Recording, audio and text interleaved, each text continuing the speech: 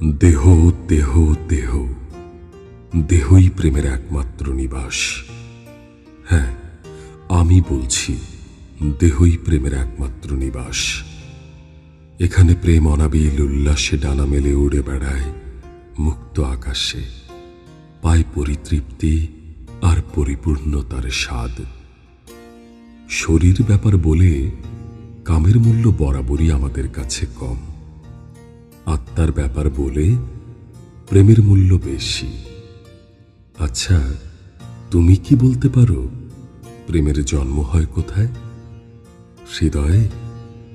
না, হৃদয়ে না।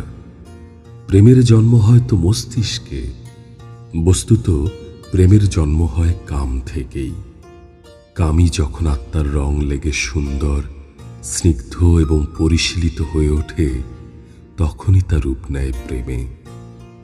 তাই দেহ সম্ভোগকে বাদ দিয়ে প্রেম কখনো টিকে থাকতে পারে না।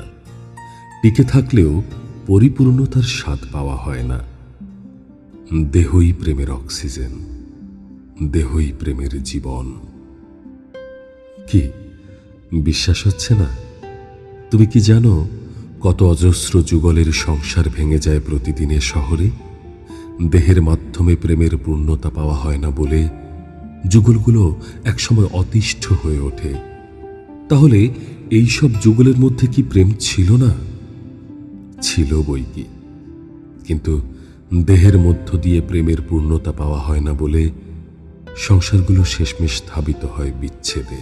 অথচ প্রতি মুহূর্তে দেহকে আমরা কতই না অগ্রাহ্য করি, কতই না অবহেলা করি, করি উপেক্ষা। আহ, কি নিদারুণ কষ্টের এই উপেক্ষা, কি নিদারুণ কষ্টের এই বোধহীনতা। দেহ সম্পর্কে আমরা ভীষণ ভয় করি, ঘোর নিষিদ্ধ মনে করি, ঘৃণা ভরে দেখি।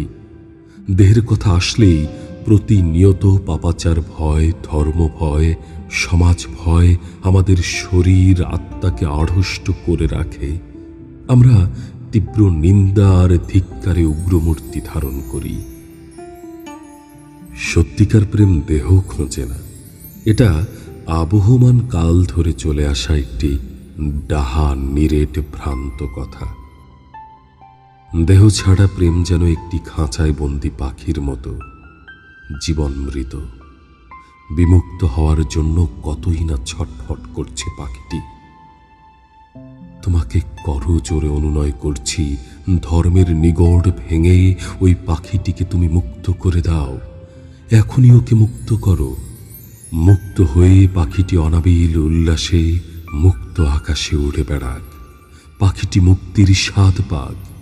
জয় হোক দেহের, জয় হোক শরীরের, প্রেম পূর্ণতা পাক।